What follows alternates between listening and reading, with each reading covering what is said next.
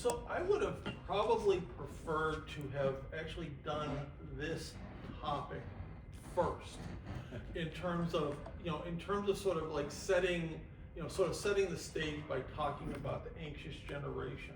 So let me go back.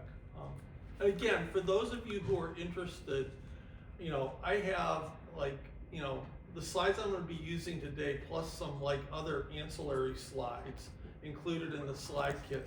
So if you want to download those, I'll just give you a minute to go ahead and like zap like the QR code up there, so that you can have those on your device, because I'm going to be, flying pretty fast here.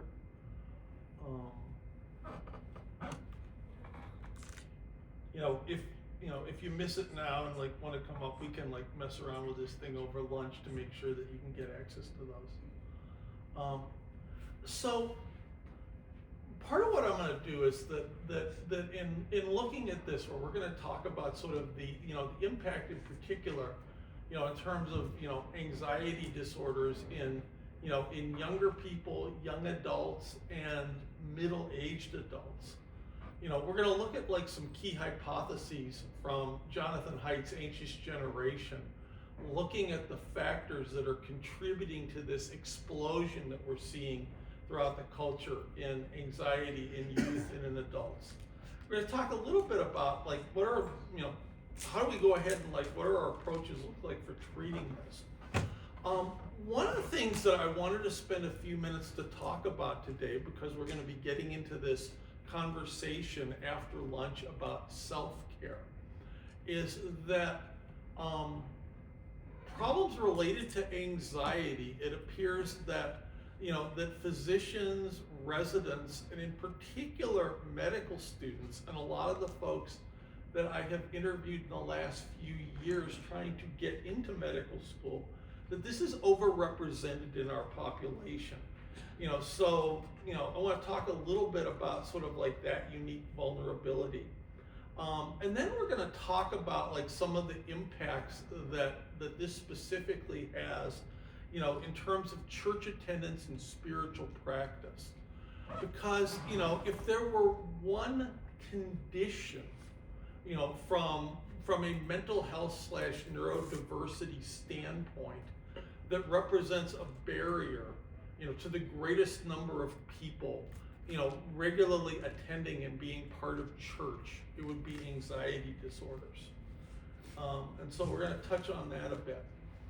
And so, like the central claim that Jonathan Haidt made in his book is that overprotection of our kids in the real world and underprotection in the virtual world are the major reasons why folks born after 1995 became the anxious generation. We start thinking about Gen Z. And so in his book, and that you might have, heard or read or have probably seen referenced somewhere, there are actually 4 foundational reforms that he proposed. Some of this has actually been implemented in some places into public policy. The first was, kids shouldn't have smartphones before they start high school. Basic phones are okay so that kids can call their parents, let them know they need to be picked up, maybe with texting capacity, but no internet browsers. He also recommended no access to social media before the age of 16.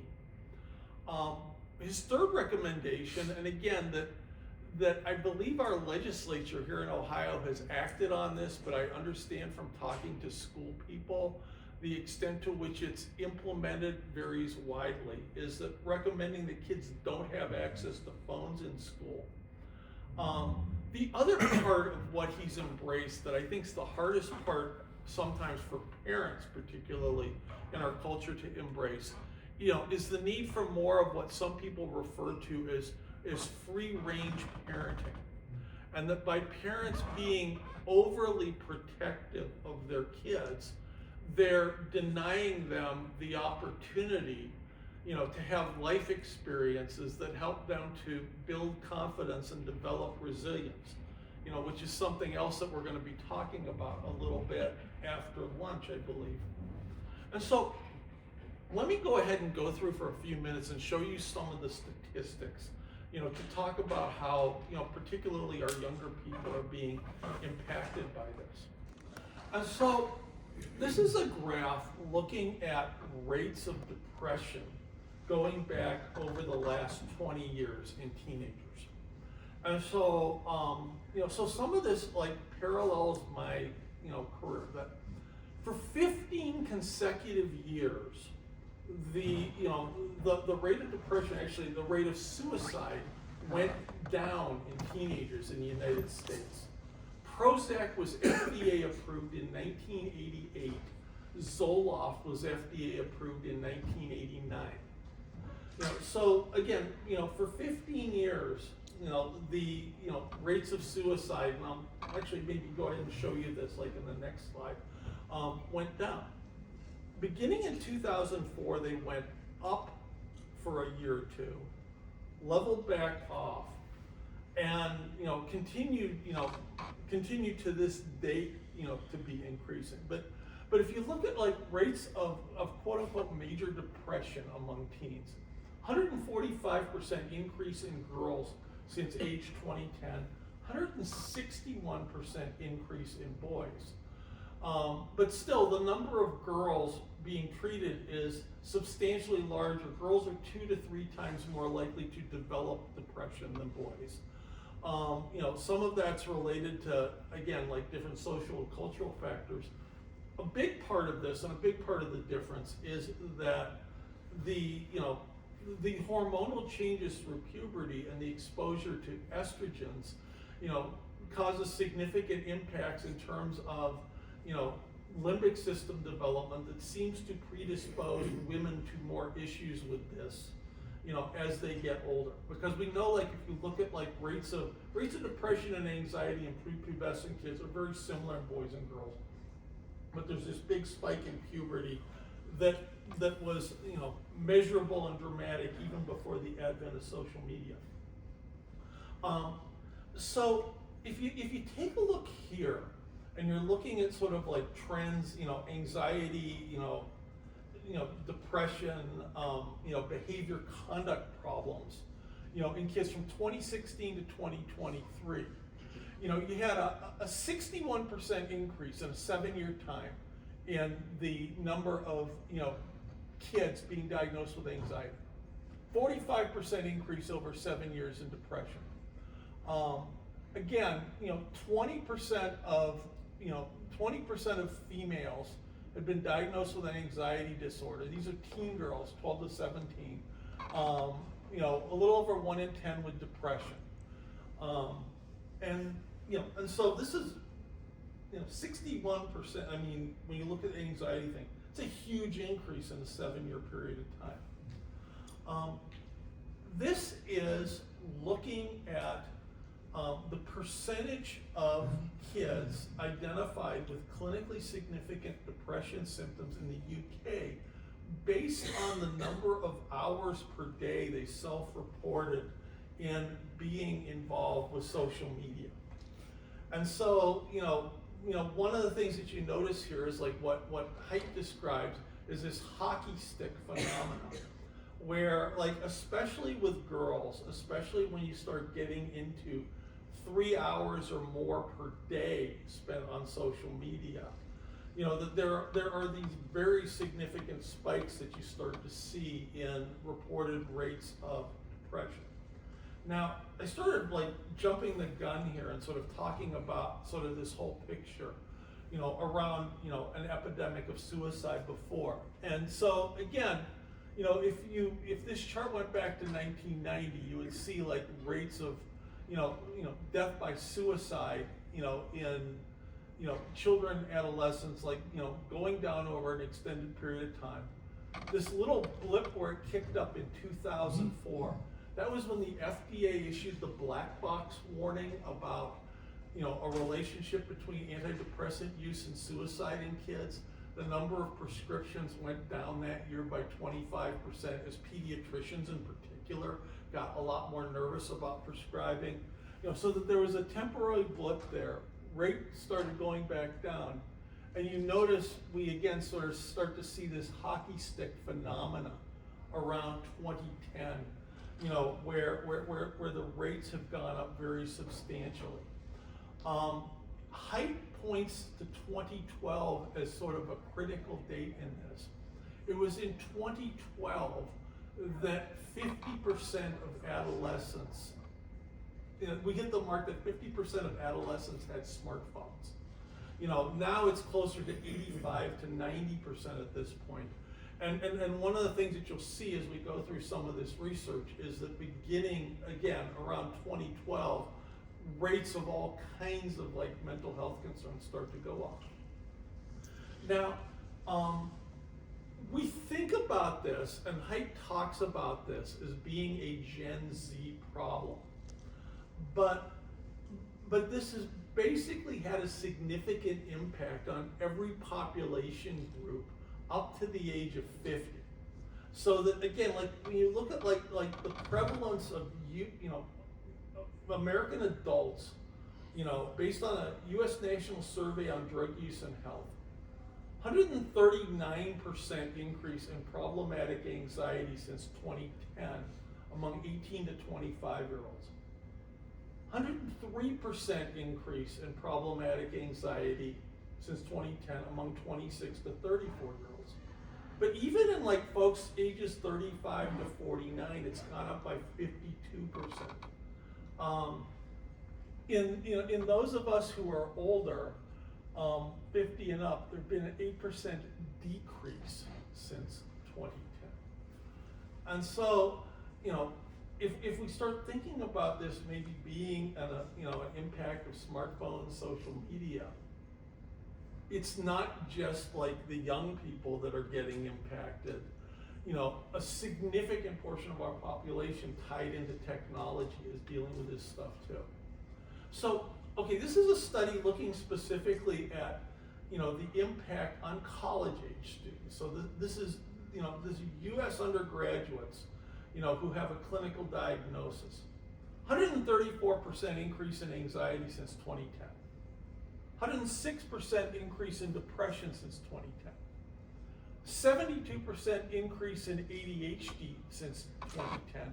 Now this is all pre-COVID diagnosis, pre-COVID. Since COVID, again, the rates in, teens are flat, but college age and up, there's been this big spike. 100% increase in anorexia diagnoses since 2010. 33% increase in substance abuse or addiction. Interestingly, a 67% increase in diagnoses of schizophrenia since 2010. So that it's not just anxiety and depression. I mean, it's a whole variety of mental health conditions, across the board, are a significant problem. And so, more and more, we're in a situation, as clinicians where, folks are struggling with this, they're coming in seeking treatment. If you're a primary care doc, one of the ways that this oftentimes manifests is through other, sort of vague physical complaints that, it may not be that, that Becky's going to mom talking about the fact that she's, anxious and needs to see a psychiatrist. It's that her stomach hurts, her head hurts, she's missing, excessive amounts of school. The pediatrician's gone ahead and done sort of a medical workup, is struggling to find stuff, but nevertheless she doesn't feel very good. That's how this stuff ends up manifesting. Now, a couple of minutes and sort of focus kind of briefly on, how do we go ahead and treat this stuff when we're looking at teenagers? And so that kind of the benchmark study was something called the CAMP. So this is child adolescent, multimodal study of, anxiety treatment. So this was a fairly large, multi-center, randomized controlled study. Children ages 7 to 17 got randomized into one of 4 groups. So one group of kids got placebo. One group of kids got 12 weeks of Zoloft with weekly follow-up visits with their prescribing physician who could adjust dose on the basis of response. The third group of kids got cognitive behavioral therapy, and that was, a 14 sessions of therapy over 12 weeks, using a specific variation of this called coping cat that, was sort of like a research bench plate or model and something that's been replicated, used in other studies. Fourth group of kids got both with CBT and medication. So if you look at like the response rates across the board, 23% of placebo alone, 55% of medicine alone, 60% of cognitive behavioral therapy alone, 81% of the combination of the two. And that in kids who had the combination treatment, that the added effects of therapy when combined with medicine started to show up after about 8 weeks. And I was actually listening to a presentation on this. The new president of the Child Psychiatry Academy, John Walkup, was actually the lead author on this study. And the good news when it comes to treating teenagers with anxiety is that those who had the combination, 65% of them, their symptoms went into remission within 12 weeks. When they had the combination of both treatments. The kids with the most severe anxiety are the ones who are most likely to need combination treatment. For those who aren't necessarily in psychiatry or pediatrics, one of the things that might seem a little counterintuitive and a bit of a surprise is that because families and kids are so busy nowadays, I oftentimes have a much more difficult time selling them on the cognitive behavioral therapy part of this than we do on the medication part. The other issue that ties into this is economics. That sertraline or Zoloft is our benchmark drug. You get a 90-day supply of Zoloft, at Drug Mart or Mark's or someplace like that for less than $20. When you start thinking about co-payments if you're dealing with insurance, or paying out of pocket, as is the case with a lot of the therapists who are good at doing this stuff with kids, you can easily run into thousands of dollars in expense, plus the time involved in terms of scheduling appointments and going back and forth. So that the combination clearly works best. The struggle is sometimes finding counselors or therapists who are actually doing cognitive behavioral therapy, along the lines of what was described in the research studies, finding access to somebody who's good and getting the families to take the time to take their kids there, or giving them the financial resources to be able to pay for it. The more severe and the more impairing the anxiety was, the greater their caregiver strain. The extent to which they struggle with social anxiety tended to be predictors of maybe more negative outcomes. That the kids with social anxiety tended to do a little better with medicine than they did with the cognitive behavioral therapy. The kids with more generalized anxiety, the ones with lots of physical symptoms associated with it, tend to be sort of worried a lot of the time, most every day, did a little better with the cognitive behavioral therapy. But that's kind of the state of the art that's out there. A lot of the medications that we use when you look at SSRIs are FDA, interestingly enough, they're FDA approved for OCD or depression, not necessarily for generalized anxiety. A lot of the FDA approvals with these drugs had more to do with drug company marketing strategies and what they actually do in practice. The one non-SSRI that's approved for treating younger people with anxiety is duloxetine, but the SSRIs seem to work significantly better, in teens, kids and teens with young adults, than the SNRIs, the serotonin norepinephrine reuptake inhibitors, and seem to be tolerated a little bit better in general. Now, one of the issues that we get into with treatment of this around medicine, and this is something that I started touching on a little bit in the the whole ADHD component of all of this, is that oftentimes, you know, there's lots of caution that you need to exercise with this, because, you know, the side effect profile is significant, especially when you're dealing with kids who have like some other kind of psychiatric comorbidity. And, you know, a lot of times, you know, docs may not necessarily be aware of sort of like the full range of side effects, or have an appreciation of the extent to which like a lot of these side effects are dose dependent. And when we're dealing with kids, you know, probably like, you know, the 2 or 3 that come up the most often that are of significant concern would be, you know, behavioral activation or disinhibition, the loss of motivation sometimes that people experience or kids experience as side effects of these drugs. Weight gain can be a significant issue. And, you know, again, like I think I might have thrown some things in on that in like some of the supplemental slides. You know, I think back to a kid that I had who grew as a high school junior, had really severe OCD, depressed, you know, to the point that she was developing suicidal thoughts. But there was an interesting complication response to her treatment. I think we put her on I think it was Lexapro. And the kid got dramatically better, but she was a championship level swimmer and had a number of college scholarship offers when I was treating her in her junior year. The medicine worked great. She gained 20 pounds. Her times in the pool dropped during her senior year, and, you know, to the point that her college scholarship ended up being, you know, in jeopardy as a result of, you know, some of the weight gain associated with the drug. The big concern that a lot of people have with these medicines is the whole concern about suicidal thinking and behavior. You know, again, like, you know, you see like Jonathan Haidt's stuff that show like, you know, rates of suicide, you know, suicidal behavior, you know, emergency room visits for self-harm, hospitalizations, all that stuff going up. You know, you read in your PDR that these medicines are associated with an increase in suicidal thinking. Well, what are you to do?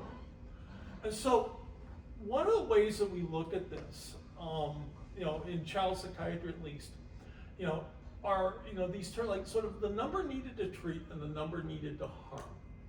And so, you know, again, just a reminder, review for some of you guys from like med school, like the number needed to treat is, you know, how many patients do you have to give a medicine to, you know, in order to have sort of like, you know, to get to the point that you have one true responder, you know, as opposed to like placebo-related effects.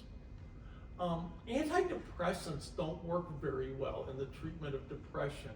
And I think that one of the challenges that we have, is, especially as a profession, is that sometimes, particularly in mental health, we overestimate like the benefits of our treatments.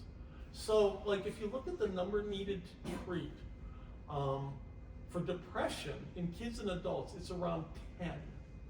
You know, so that the effect sizes of these drugs are relatively small. But if you go back and if you look at every FDA-sanctioned clinical trial involving these antidepressant medicines for kids with anxiety, depression, OCD,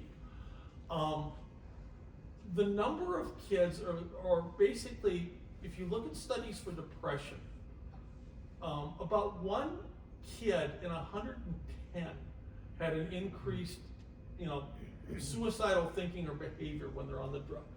You know, so if you look at that, the relative ratio when you're treating kids with depression, it's 11 times more likely that the medicine's going to, you know, give them the benefit that you desire versus causing the adverse effect, which is the increase in suicidal thinking and behavior.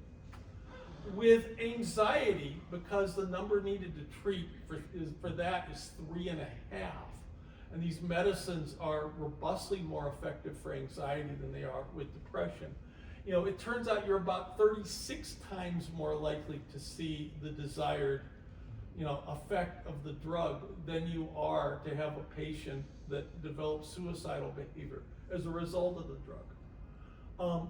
Kids with OCD were the least likely to develop a new onset of suicidal thinking or behavior, when they're started on these SSRIs. But because the medicine doesn't work quite as well, the number needed to treat for that is around 6. That they're like 32 times more likely to benefit from being on the medicine. So that the reminder here is that, again, these are significant, mental health conditions for these kids with substantial functional impairment. The medicine is far more likely to help than it is to hurt. But there are some things that we need to kind of maybe take a look at that would cause us to be more cautious. This was a study that we were involved with. Again, this is NIMH funding. This is a 9-month prospective open label study, antidepressant safety in kids. And so, one of the things that there are 47 different sites involved with this. Around 10% of the kids in the overall study sample ended up dropping out because of an increase in suicidal thinking or behavior. And what were the predictors of that? And it turns out it's having other comorbid conditions that are oftentimes indicative or associated with poor executive functioning or issues with self-control. So again, kids who had been previously taking stimulants for ADHD, kids who had a history of sexual abuse, kids who had a history of like a bipolar not otherwise specified diagnosis, kids who had a history of abusing nicotine, all of these other conditions that are associated with issues with self-control, would be indicators to say that maybe you have to be more conservative about using these medicines. Again, sort of the thinking behind this being that it's a disinhibition phenomena because of the negative effects that some of these SSRI drugs have on executive functioning that might be contributing, again, in certain subgroups of kids to these increased risk of suicide. One of the other things that we would see a lot are kids getting misdiagnosed by folks in the community as having bipolar, or ADHD or some other mental illness because they're experiencing behavioral activation on these medications. And by that, what we're talking about, are kids who get more disinhibited, more impulsive, more irritable, more hyperactive, more restless, more issues sleeping, after getting started on one of these SSRIs. And so, when we see this stuff, again, all of these, all the activations seem to be dose dependent. So that one of the things I think about with my patients and when I'm talking to other people about it, if you have kids with these comorbid conditions, we start kids on really low doses of this stuff and go up in small increments when we're looking to treat kids with anxiety. In that, that ASK study, I literally had kids in that study where we were measuring out their Prozac with a dropper, and the standard doses are 10 and 20 milligrams. I have kids on 1 milligram a day or 2 milligrams a day of Prozac. Or if you're doing this in pill form, sertraline is kind of a nice agent that, the average, the CAM study that I showed you guys before, the average dose of Zoloft that kids responded to in that study was 133 milligrams a day. When I have these kids with comorbid conditions, I start them on 12 and a half and might be going up with 12 and a half milligrams a week. Sort of titrating slowly, looking for the smallest possible dose that works without giving them problems with side effects. We finally, this is something that came out a few years ago after my girl who was the swimmer gained significant weight and we didn't have any data to guide us. Citalopram and escitalopram, otherwise known as Celexa and Lexapro, were the ones that were most closely associated with significant weight gain and different body fat measures. sertraline or Zoloft seems to be the cleanest drug out of the group when it comes, specifically to looking at weight gain. So that's a little bit on treatment. But again, it's, the medication is oftentimes very helpful for these kids. But cognitive behavioral therapy is really important because teaching them the skills to be able to identify when specifically, that they're misinterpreting or misperceiving, things going on around them in their environments, is especially important in terms of like how they do long term. One of the other problems that we get into sometimes with families who are pushing the medicine thing is that a lot of times, like for kids to benefit from cognitive behavioral therapy, they need to have some anxiety and they need to have some discomfort, to be able to learn the skills and do the things that they need to do, in terms of developing better coping strategies.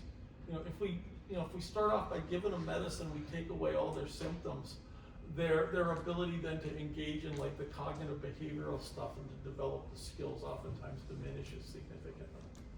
I wanted to park here for a few minutes and talk a little bit about this as an issue for ourselves when we start looking at self-care. So that statistically speaking, physicians are more vulnerable to burnout, depression, and anxiety than our same age peers in the general population. And that most studies, and the reference that I have like on the slide here, was from a study that was published about 3 or 4 months ago, that it was a meta-analysis, but the majority of the studies that they conducted, and this is, these are not all North American, some of these are Europe, some of these are Asia, that the majority of the studies indicated rates of anxiety in physicians typically exceeding 35% of the physician population. Some of the specific risk factors within our community tend to be female more than male, but again, we know in the general population that's true. Younger age as opposed to older age, which we also know is true. Residents and junior faculty are more prone to it as opposed to staff and more experienced physicians, presumably because like the further you get along, the more control you have relative to other docs, in terms of, your work environment, your hours, and, and your ability to control certain aspects of your experience. This actually got to be a little bit of a running joke in my practice with my kids, I had a lot of like very high achieving kids where you tend to see an overrepresentation of kids who are with anxiety, somewhat obsessive, somewhat conscientious. Is that I would warn parents, like, when they would bring these kids in, well, better start like increasing those contributions to the 529 because your kid's headed for med school. And this, in fact, ended up happening with a number of my patients that I had over the years, that our profession tends to self-select for people who are like this. You look at like how intense the competition is anymore to get into medical school. Having a significant degree of anxiety or rumination or obsessive thinking is actually probably to somebody's advantage if they want to get into med school. Because like these are the kids that, I'm gonna go ahead and look at this 2 or 3 times as opposed to going ahead and like, reading my assignment once. They're the ones who, are more likely to be up late studying. They're not like blowing off like the extra credit assignments in high school. If they're not doing well, they can't let go of something until they have studied it or practiced it or rehearsed it extensively enough to be able to relieve their own anxiety. And I probably picked up on stuff in maybe 70 to 75% of like the med school interviews that I've done with kids like over the last few years. that, you can, you pick up on some of this stuff like fairly quickly, like in conversation when you see enough of it. And so that, for folks in our profession, and, especially the extent to which, with the way that the healthcare systems change over the last 10 to 15 years, everybody's an employee. There are far fewer of us in independent practice than like what there used to be. It's intensely more competitive to try to get like a residency than for a lot of these guys than it was like back in my day, where I figured I'll only like match one program, and if Cleveland Clinic doesn't want me, I'll be a free agent because I can go like wherever I want. It's not that way anymore. So that especially like newcomers like entering our field, I think are especially predisposed to having struggles with this, so that recognizing it in ourselves, doing the kind of self-care that we need to do, becomes really important, so that we ourselves and our colleagues don't end up becoming statistics. Now, I had shown you this, I showed you this graph before, like when we were talking about ADHD, because I want to talk about sort of like the spiritual side of this for a little bit. That one of the ways, like the ministry that I lead, the model that we put together, for churches to use in terms of like developing like a mental health evangelism, outreach and inclusion strategy, for individuals and families with these mental health conditions, is based on the cultural model of disability. And so the way of thinking about this is that there are certain elements or attributes of church culture. And what I mean by that is how we act and interact with one another when we gather together for worship, for fellowship, for service, for Christian education. That we in the church, we have these expectations for how people are going to act and interact. The reason why you see the stuff that you see up here is that there are certain attributes associated with those mental health conditions that make it hard for people to enter into our culture. And, and that was the kid data I showed you before. I want to show you this. This is a smaller sample size, but this is Baylor's study of religion, looking specifically at adults.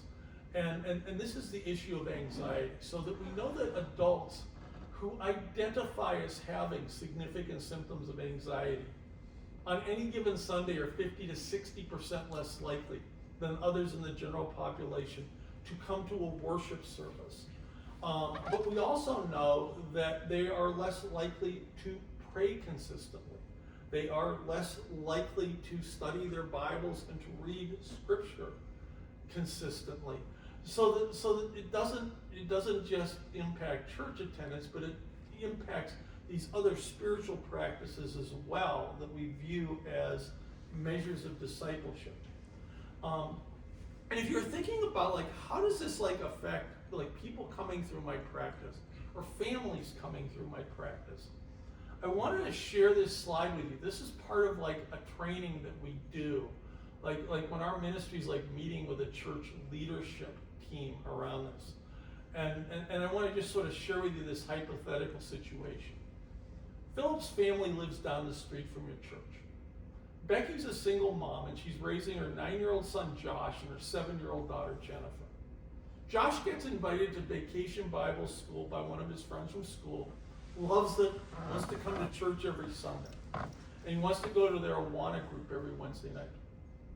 Josh takes medication for ADHD and is getting special education support for dyslexia in school. His 7-year-old sister has separation anxiety, and his mom, Becky, has social anxiety and agoraphobia.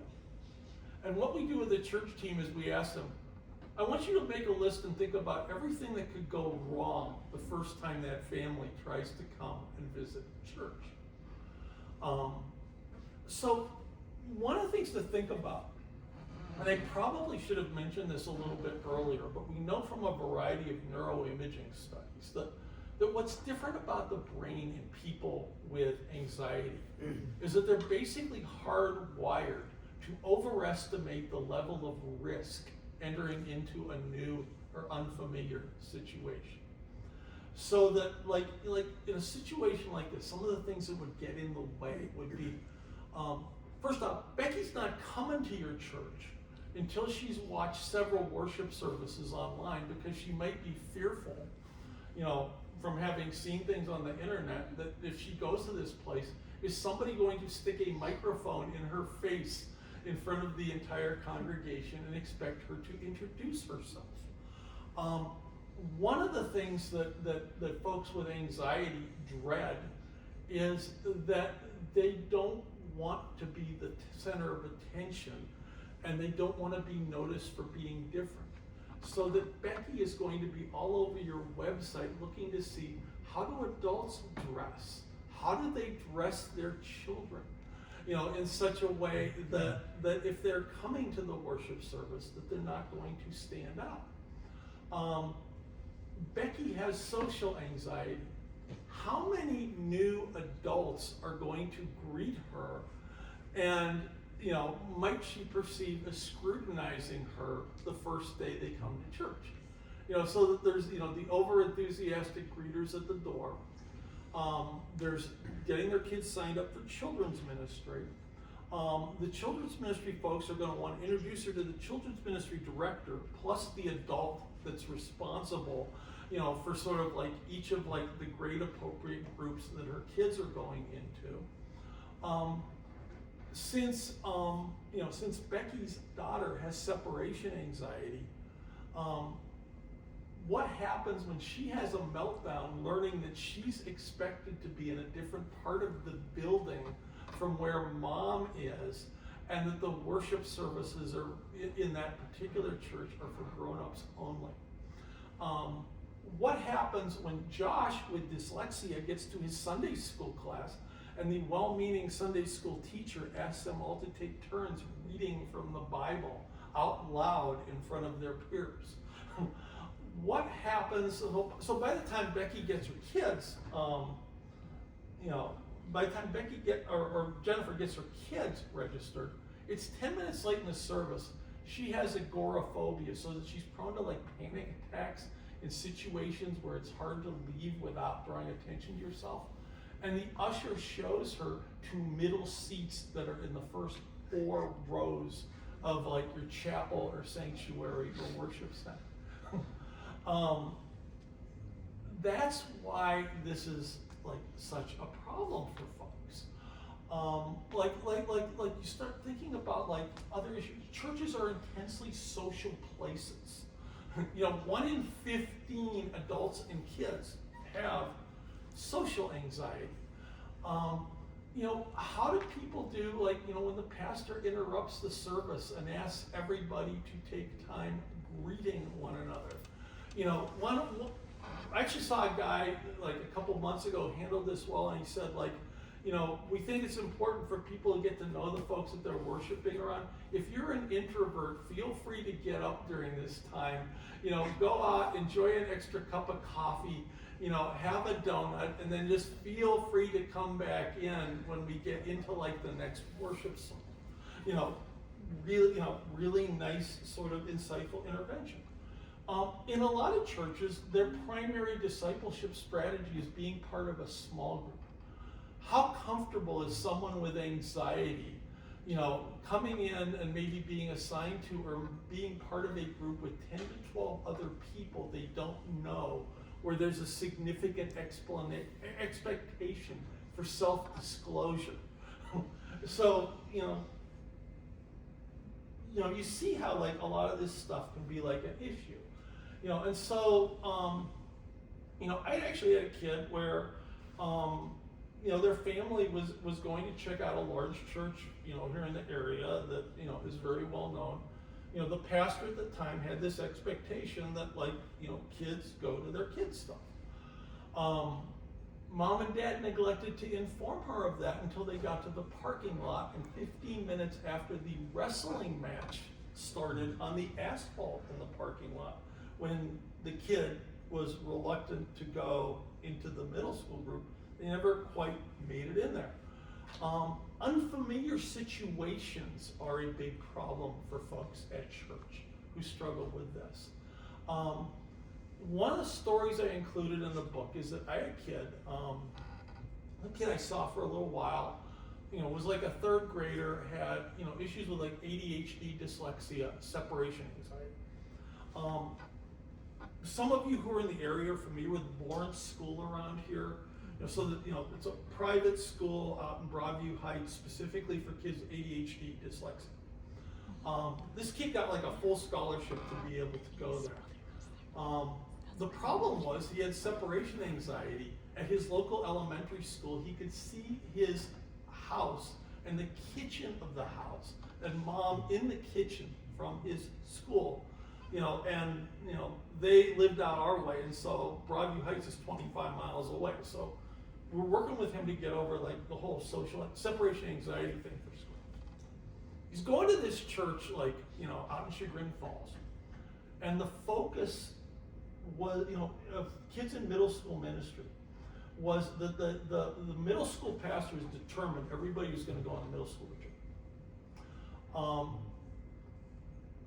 The mom informs her then, this is 3 years after I'd seen him and I wasn't needing to phone, her then 6th grade son getting pressured to have the kid go to the retreat. Told him about this, had a rage reaction, started attacking Mom, who might have gotten seriously hurt had her brother not happened to drop by the house at the time. So, this kid was functioning, he was making it to school. He would go to church, go to worship with Mom, and not go to like the middle school stuff that was happening simultaneously. The middle school retreat for this kid with separation anxiety was on Kelly's Island. For a weekend, only reachable by ferry. That experience was like a big no-go. Another girl, valedictorian of her class, very high achiever, was planning to go off to an Ivy League school and wanted to become a researcher in autism. Would get to church every Sunday. They went on a mission trip to New Orleans. Dad had to fly down and meet the bus at Memphis because once they got too far away from home, she just started having, uncontrollable panic attack after uncontrollable panic attack. And so when we start thinking about kids, sometimes they can do some of the stuff at church, but there's certain things or certain activities that can end up being triggers to problems. When you start getting into adults, it's like the discomfort that they might have, fearing that they're being scrutinized by new people, figuring out how to fit in as part of a small group, the expectations for self-disclosure. There's a very large church that we worked with where we were training them around this issue, where at one of their worship services, they actually had a video that this is a church, they had female deacons. And this woman couldn't bring her husband to church, that he had severe agoraphobia. They gave him an accommodation that there was, very, very large worship center. He had a reserved seat on the aisle next to the exit ramp. And he's now after getting him into church, he ended up being the captain of their usher team. One other things, and I discovered this one doing research, when we were doing the social anxiety study I showed you earlier. We had a girl in the study at this time, and this was before, this is 2010. 13,000 texts, 0 minutes of talk time. So that folks with anxiety are uncomfortable talking to people over the phone. So if you want them to do something at church, there needs to be a way for them to be able to register for it online without having to have sort of that verbal interaction sometimes with another human being. Here's the last thing that I'm going to mention, because Haidt has talked about this a lot recently. And this is one of the things that he got into with Russell Moore in the Christianity Today podcast. There are some very secular people who have gotten sort of interested in, people who have these struggles, having an experience of church because of some research that's come out in the last several years. There was a study, and I've got sort of like the graph of this, or I've got like the slide of this in terms of the ancillary slides. They did a study where one of the things that they had found when you look at like the kid anxiety depression data is that there is a very significant difference in the rates of depression and anxiety among children from families where the parents are politically progressive compared to families that are more conservative. And so that there are people from Haidt's team that have been drilling down into this. One of the things that they found when they're looking for explanations for that is that kids from progressive families spend a lot more time on social media and on their electronics than kids from more conservative families.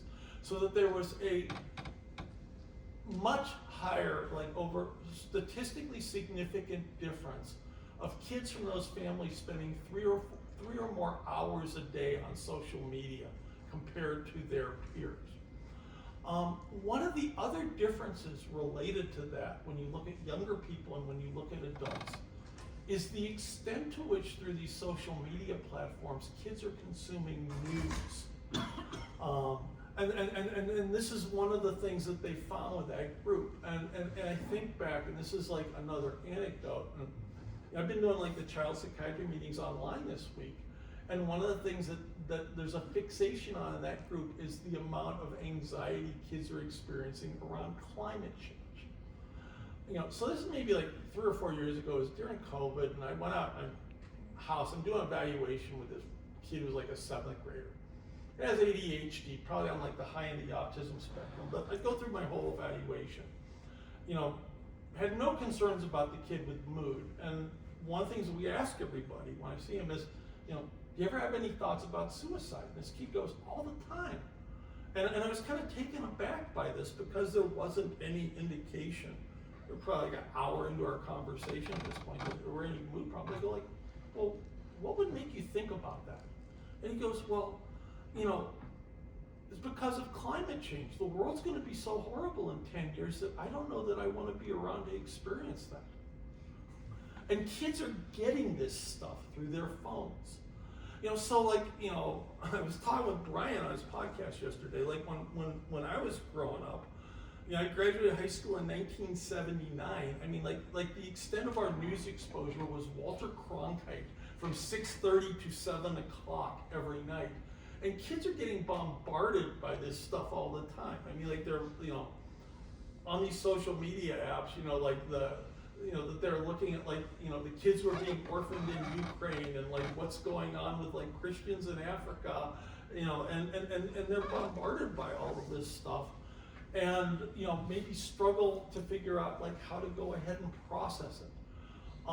One of my lessons learned that was really hammered home during COVID is that kids with anxiety oftentimes have parents with anxiety, and that if we're going to help kids, part of how kids learn how to deal with stuff is by watching the adults around them model how you deal with anxiety provoking and stressful situations. And so, one of the things that we oftentimes end up talking about, and why this work with churches is family-based and multi-generational, is that, the family may have a kid with anxiety, but that's not able to attend church. But is it the kid's anxiety or is it the parent's anxiety that's getting in the way of the family being able to do that?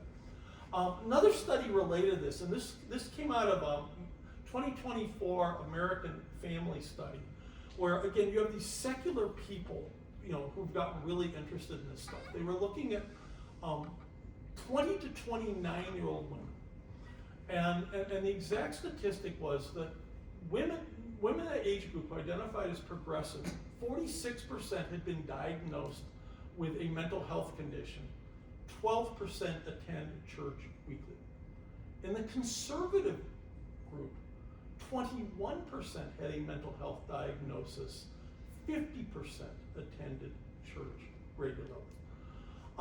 There's a guy, really interesting guy, you'll be hearing more about him at some point, named Byron Johnson. He's a professor at Baylor. And he's heading up this massive human flourishing study where they've actually interviewed 200,000 people, 20 different countries, trying to figure out what are the factors that most can contribute to human flourishing across every country, across every culture. A significant predictor was church or worship service attendance. And so, one of the discussions that I've gotten into with some of these guys, there's another guy studying this online, Ryan Burge, who was a professor. I think he just got hired by a think tank in St. Louis.